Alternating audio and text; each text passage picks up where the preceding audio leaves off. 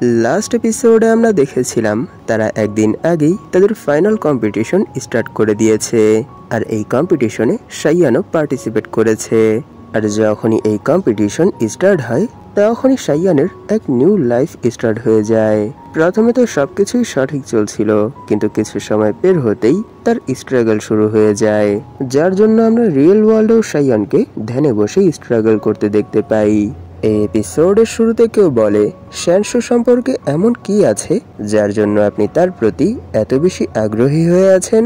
এটা শুনে সেই ওল্ড মং বলে, আমি এরই জন্য তার প্রতি এত বেশি আগ্রহী হয়ে আছি কারণ সেই আমাদের সামনে এই কথাটা তুলে ধরেছিল যে একজন মানুষ চেষ্টা করলেই বুদ্ধা হতে পারে, আর এই কথাটা কোনো সাধারণ কথা না।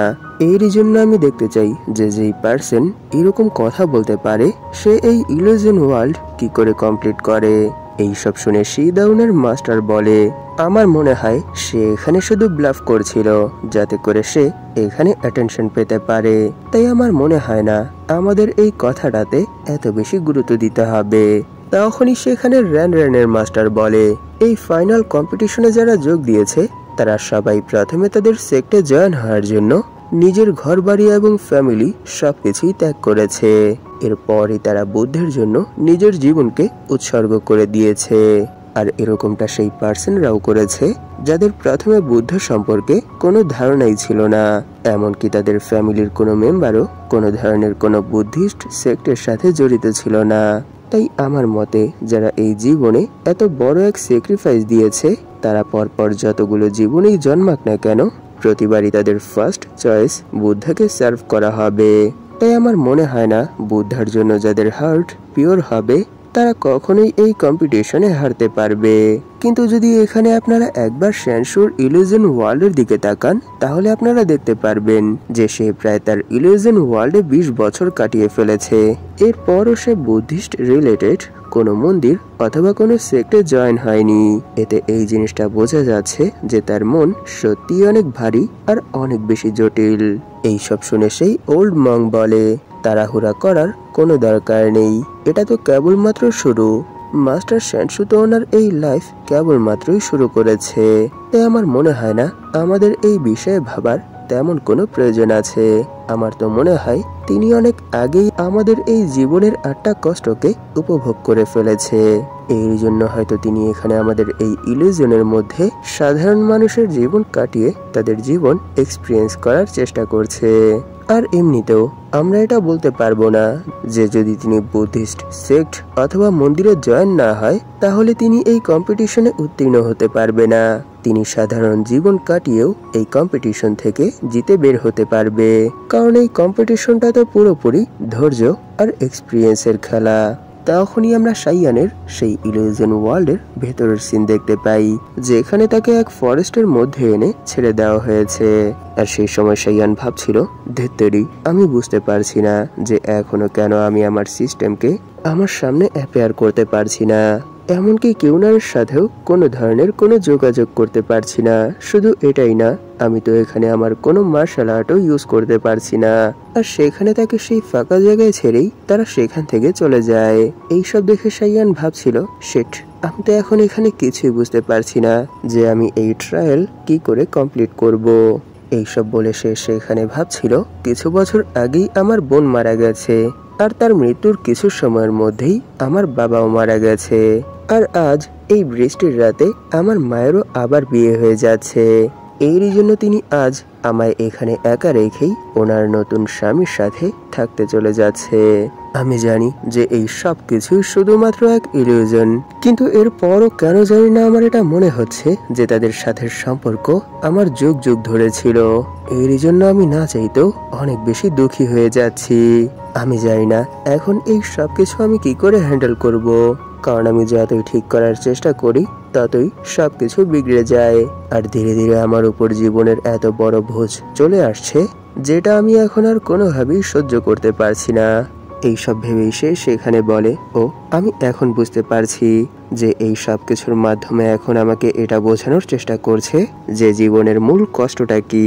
আর নিশ্চয়ই তারা এই সব কিছুর মাধ্যমে এটাই চাচ্ছে যে আমি যেন এই কষ্ট থেকে কিছু একটা শিখতে পারি, কিন্তু আমি বুঝতে পারছি না আমি কি শিখবো। কারণ সত্য তো এটাই যে আমি কোনো সন্ন্যাসী না, আর আমার ভেতর বুদ্ধকে নিয়ে তেমন কোনো ফিলিংসও নেই। আমার ভেতর তো শুধু কষ্ট আর ফাঁকা জায়গা আছে, যার জন্য আমি চেয়েও এই পরিস্থিতি থেকে কোনোভাবেই বের হতে পারছি না। এর মানে এটাও না যে আমি এটা শিখতে চাই যে আসলে বুদ্ধিস্ট কাল্টিভেটররা কেমন হয়।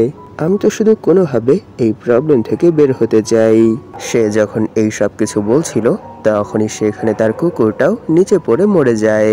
এই জিনিসটা দেখে সাইয়ান প্রথমে তো তাকে জোরে জোরে ডাকতে শুরু করে, আর এরই সাথে সে সেখানে একটু আপসেট হয়ে বলে, আমি বুঝতে পারছি না যে এখানে কি তারা আমার সাথে মজা নিচ্ছে, কারণ সবকিছু যাওয়ার পর শুধুমাত্র এই কুকুরটাই আমার কাছে ছিল, কিন্তু তারা এই কুকুরটাকেও বাঁচতে দিল না।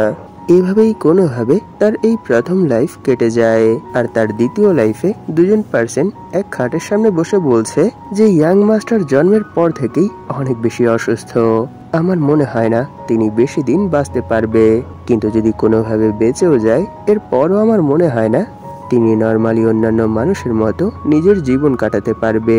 কিন্তু এটা একটা ভালো কথা যে তিনি এরকম এক ফ্যামিলিতে জন্মগ্রহণ করেছে যার জন্য ওনার লাইফ যদি অনেক ছোট হয়ে থাকে এরপরও তারা তাকে বাঁচানোর জন্য যতই খরচ হোক না কেন সেই সব খরচ করে হলেও তাকে জীবিত রাখবে।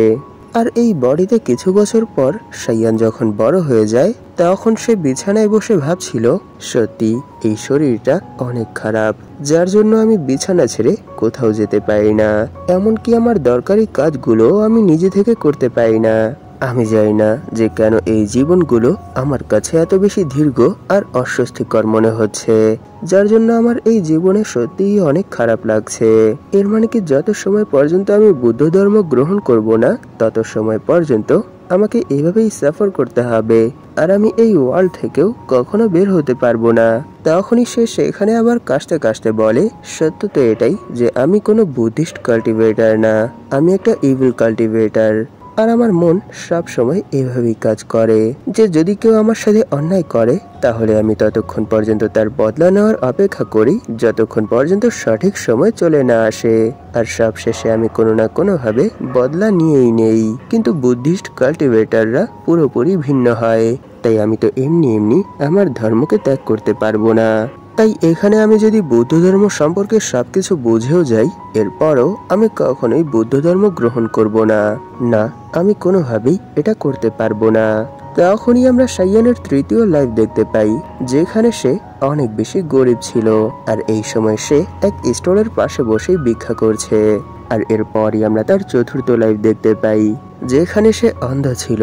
আর পঞ্চম লাইফে তারা যেই ঘরে থাকতো সেই ঘর ভেঙে তার ধ্বংসাবশেষের চাপে পড়েই সে মরে যায়।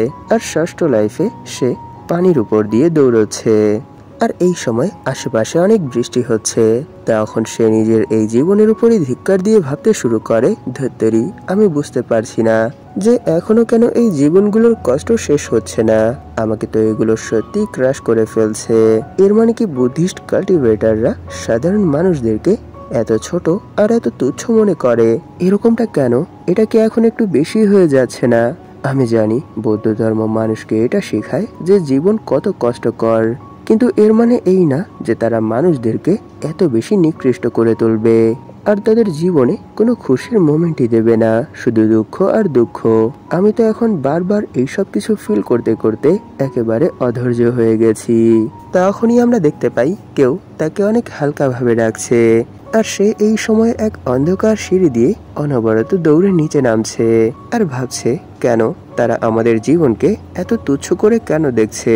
তারা এখানে আমাদেরকে যেভাবে এক এক করে জীবন দিচ্ছে আর কষ্ট দিতে দিতে মৃত্যু দিচ্ছে, তাতে তো মনে হচ্ছে তারা শুধু আমাদের জীবনের সাথে খেলা করছে। না, আমরা কোনো পুতুল না, আমরা মানুষ। আমাদের জীবন আমরা নিজেদের মতো কাটাবো, কেন অন্যদের কথা অনুসরণ করব যতক্ষণ পর্যন্ত আমাদের মনে হবে না যে সেটা ভালো। তখনই আমরা দেখতে পাই সেখানে আবার সেই ধুন্দলা ডাক একটু ক্লিয়ার হয়ে গেছে, আর এই সময় স্পষ্ট কেউ তাকে মাস্টার বলে ডাকছে। কিন্তু সাইয়ান এতগুলো লাইফের প্রেশারের জন্য আশেপাশের কোনো কিছুর উপরই কান দিচ্ছে না, সে শুধু সেই অন্ধকার সিঁড়ি দিয়ে দৌড়ে নিচের দিকে নামছে। আর এরই সাথে সে সেখানে মনে মনেই বলে, 8টি কষ্টই আমার উপর ঢেলে দাও, আমি কখনোই স্বর্গকে আমার লাইফ নিয়ন্ত্রণ করতে দেব না। আর সে যখন এইসব কিছু ভাবতে ভাবতে দৌড়চ্ছিল তখনই একটা চমৎকার হয় আর এরই সাথে তার চোখ গ্লো করতে শুরু করে দেয়। তখনই আমরা দেখতে পাই কেউ তাকে স্পষ্টভাবে মাস্টার সাইয়ান বলে ডাকছে। আর এর পরের মোমেন্টেই তার বডি গ্লো করতে শুরু করে দেয়। আর এরই সাথে এতক্ষণ তার আশেপাশে যত অন্ধকার ছিল সেই সব অন্ধকারও দূর হয়ে যায়। তখনই আমরা দেখতে পাই সেই লাইটের সাথেই সাইয়ানের এই ইলিউশন বডি থেকে তার রিয়েল সোল বের হয়ে গেছে। আর এই জিনিসটা দেখে সাইয়ান নিজেও অনেক বেশি অবাক হয়ে যায়। আর এর পরের মোমেন্টেই কিউনার কাঁদতে কাঁদতে সাইয়ানকে জড়িয়ে ধরে আর বলে, মাস্টার, অবশেষে আপনি আমার ডাকে সাড়া দিলেন। এটা শুনে সাইয়ানও সেখানে একটু শক হয়ে বলে, কি কিউনার, তুমি এখানে? তখনই কিউনার বলে, মাস্টার, এই ওয়ার্ল্ড এতটাই অদ্ভুত ছিল যে যখনই আপনি এই ওয়ার্ল্ডে প্রবেশ করেছেন তখনই আমায় ফোর্সফুলি এখান থেকে বের করে দিয়েছে, যার জন্য আমি এত সময় বাহির থেকে শুধু হাত গুটিয়ে বসে দেখা ছাড়া আর কিছুই করতে পারিনি। এটা শুনে সাইয়ানও একটু শক হয়ে বলে, কি, এর মানে কি তুমি পুরোটা সময়ই আমাকে দেখছিলে? তখনই কিউনার কাঁদতে কাঁদতে বলে, হ্যাঁ মাস্টার, এটা একটা 5D মুভি দেখার মতো ছিল। সত্যি মাস্টার, আপনার জন্য আমার এখন অনেক বেশি খারাপ লাগছে, কারণ আমি দেখেছি যে আপনি আপনার প্রতিটা লাইফেই অনেক বেশি স্ট্রাগল করেছেন, এমনকি আপনার অবস্থাও প্রতিটা লাইফেই অনেক বেশি খারাপ ছিল, কিন্তু আমি বাহির থেকে এইসব কিছু দেখা ছাড়া আর কিছুই করতে পারিনি। প্রথমত আমি এইসব কিছু দেখে অনেক বেশি শক হয়ে গিয়েছিলাম, আর সেই সময় আমার মাথায় এটাই কাজ করছিল যে নিশ্চয়ই এই সময় আপনি আপনার বডি আর পাওয়ার ইউজ করতে পারছেন না। সত্যি এর জন্য আমি অনেক খুশি যে আপনি অবশেষে আমার ডাকে সাড়া দিয়েছেন। এইসব শুনে সাইয়ান কিউনারের মাথায় হাত বুলিয়ে বলে, সত্যি এর জন্য তোমায় অসংখ্য ধন্যবাদ, কারণ যদি তুমি এখানে না আসতে তাহলে আমার মনে হয় না যে আমি কখনোই এই ট্রায়ালে উত্তীর্ণ হতে পারতাম। তখনই সাইয়ান এই ওয়ার্ল্ডের সাইয়ানের দিকে তাকিয়ে বলে, সত্যি এই ট্রায়ালটা অনেক বেশি কঠিন, যদি আমি বাহির থেকে সাহায্য না পেতাম তাহলে আমার মনে হয় না আমি কখনোই এই ট্রায়াল কমপ্লিট করতে পারতাম।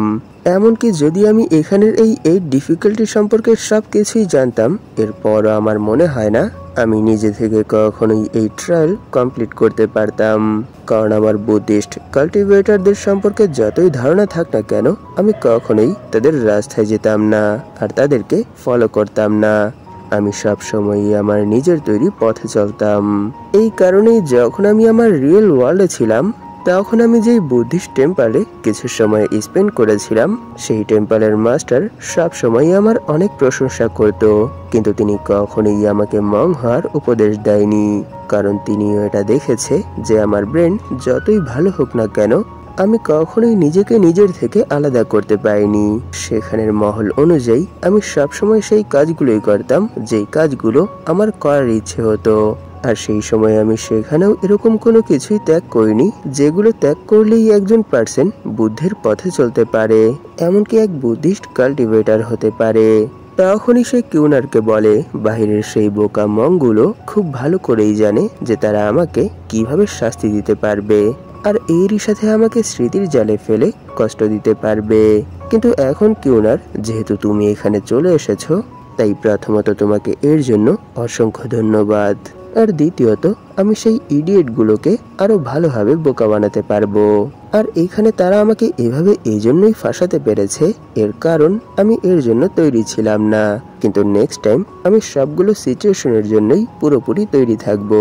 এই সব শুনে কিউনার বলে, মাস্টার, আপনি তো শুধু কিছু মোমেন্টের জন্যই আপনার বডি থেকে সোল রূপে এখানে এসেছেন, তাই আমার মনে হয় না আপনি সেই মংগুলোকে বেশি সময় পর্যন্ত এভাবেই বোকা বানাতে পারবেন।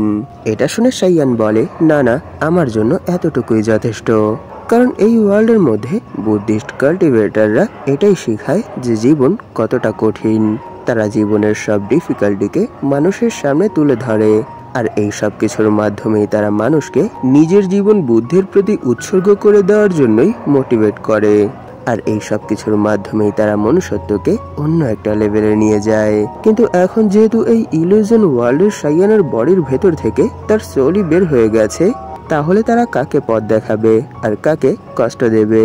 আর এই সময় যেহেতু আমি তার বডি থেকে বের হয়ে গেছি, এর মানে এখন আমার এই ইলিউশন ওয়ার্ল্ডের মধ্যে যা কিছু হবে সেই সব কিছুই আমি নিজেই কন্ট্রোল করব। আর বাহিরে যতগুলো মাং আছে তাদের সবাইকে অনেক ভালোভাবে বোকা বানাবো।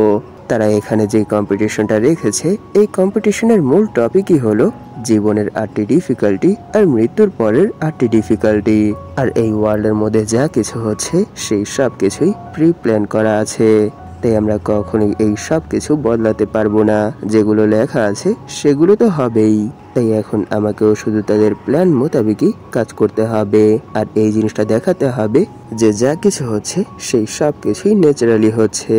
তুমি এই 8টা জীবনের মধ্যে কোনো কিছুই নিজের ইচ্ছায় করতে পারবে না, কারণ যেহেতু সবকিছুই প্রি প্ল্যান করা আছে, সেহেতু তোমায় শুধু সেই ভাগ্যগুলোকে অ্যাকসেপ্ট করতে হবে যেগুলো আগে থেকেই তোমার জন্য ডিসাইড করে রাখা হয়েছে।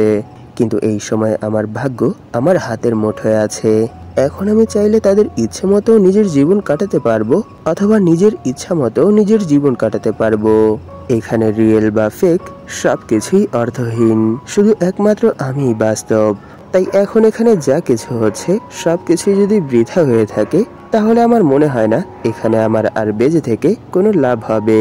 এটা বলেই সে সেখানে তার ইলিউশন ওয়ার্ল্ডের বডির উপর কিছু একটা করতে শুরু করে।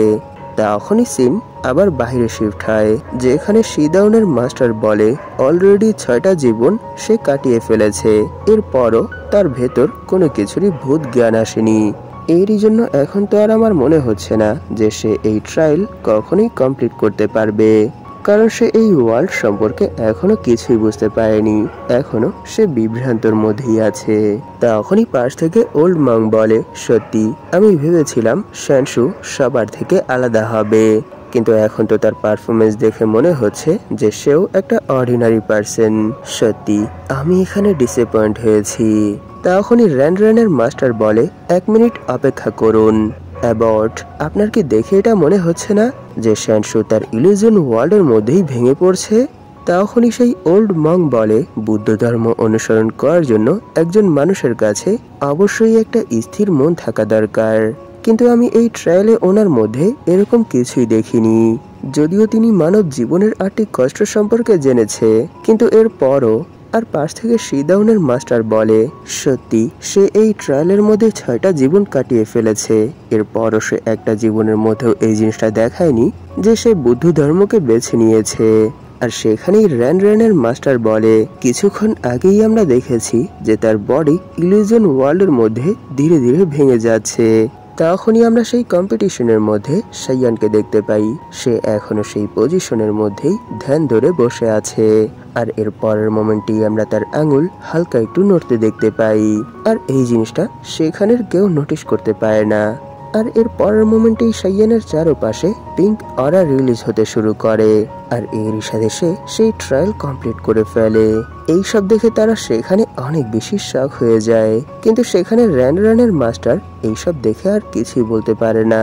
আর পাশ থেকে সেই ওল্ড মং বলে, সে এই ইলিউশন ওয়ার্ল্ডের মধ্যে শুধুমাত্র 5টা লাইফ স্পেন্ড করেছে, আর এর পরের লাইফে সে এই ইলিউশন ওয়ার্ল্ড ব্রেক করে বের হয়ে এসেছে। তাহলে বলো, এটা কি বললে ভুল হবে যে সে এই প্রজন্মের এক প্রটেজি? কারণ এরকমটা তো আমাদের এই হিস্ট্রির মধ্যেও আজ পর্যন্ত কেউ করতে পারেনি। আর পাশ থেকেই শিদাউনের মাস্টার বলে, এটা কি করে হতে পারে? আমি তো এই জিনিসটা বিশ্বাসই করতে পারছি না যে সে এই ইলিউশনকে কমপ্লিট না করেই মাঝ রাস্তায় ভেঙে ফেলেছে। এইসব দেখে র্যান বলে, মাস্টার শ্যানসুর এই 5 বছরের ইলিউশনের মধ্যে তো এরকম কোনো লক্ষণই ছিল না যাতে করে আমরা এই জিনিসটা বুঝতে পারবো যে তিনি এই ইলিউশন ভেঙে বের হয়ে আসবে, কিন্তু না জানে হঠাৎ করে তিনি এরকমটা কি করে করেছে। এইসব শুনে শিদাউনও সেখানে এক ইসমাইলের সাথে বলে, সত্যি এই জিনিসটা তো আমিও বিশ্বাস করতে পারছি না, কিন্তু এই কাজটা যেই পার্সন করেছে তিনি আর কেউ না, মাস্টার শ্যানসু। নিশ্চয়ই তিনি বৌদ্ধ ধর্ম সম্পর্কে এরকম কিছু জানতে পেরেছে, অথবা এরকম কিছু বুঝতে পেরেছে যা এখনো আমাদের চিন্তার বাহিরে। এরই জন্য তিনি এই ইলিউশন ওয়ার্ল্ডের মধ্যে 5 বছর এরকমই দেখিয়েছে যে তিনি এই ওয়ার্ল্ড আর বৌদ্ধ ধর্ম সম্পর্কে কিছুই বুঝতে পারছে না। এখনো তিনি বিভ্রান্তের মধ্যেই আছে, কিন্তু এর মধ্যেই নিশ্চয়ই তিনি এরকম কিছু বুঝে ফেলেছে যে জিনিসটা আমরা বুঝতে পারিনি। এরই জন্য উনি ওনার 6th লাইফে এই ইলিউশন ওয়ার্ল্ড ব্রেক করে বের হয়ে এসেছে। আর সেখানেই আমরা সাইয়ানকে দেখতে পাই। সে আশেপাশের মংদেরকে দেখে ভাবছিল, হ্যাঁ, আমি যেরকমটা আশা করেছিলাম যে আমি যতক্ষণ পর্যন্ত সেই ইলিউশন ওয়ার্ল্ডের মধ্যে থাকবো ততক্ষণ পর্যন্তই আমি আমার সোলকে সেই ওয়ার্ল্ডের বডির বাহিরে রাখতে পারবো। তখনই সাইয়ান নোটিস করে যে সেখানে যতগুলো মং আছে সে তাদের সবার পক্ষ থেকেই অরিজিন পয়েন্ট পাচ্ছে। এটা দেখে সাইয়ান মনে মনে বলে, ও তাহলে ফাইনালি আবার অরিজিন পয়েন্ট পেতে শুরু করেছি। এর মানে আমি এখন আর ইলিউশন ওয়ার্ল্ডে নেই, আমি রিয়েল ওয়ার্ল্ডে চলে এসেছি। এখানে সাইয়ানের এই থিঙ্কিং এর সাথেই এপিসোড এখানেই শেষ হয়ে যায়। ভিডিওটা শেষ করার আগে আপনাদের কাছে আমার একটা রিকোয়েস্ট আছে। আপনাদের মধ্যে যারা এখন পর্যন্ত এই চ্যানেলটাকে সাবস্ক্রাইব করেননি তারা প্লিজ সাবস্ক্রাইব করে দিন। আর এরই সাথে এই ভিডিওটাতে একটা লাইক করে দিন, যাতে করে ইউটিউব এই ভিডিওটাকে নতুন নতুন মানুষের কাছে পৌঁছে দিতে পারে। ধন্যবাদ আপনাদের এই পর্যন্ত দেখার জন্য। তাহলে দেখা হবে এর পরের এপিসোডে।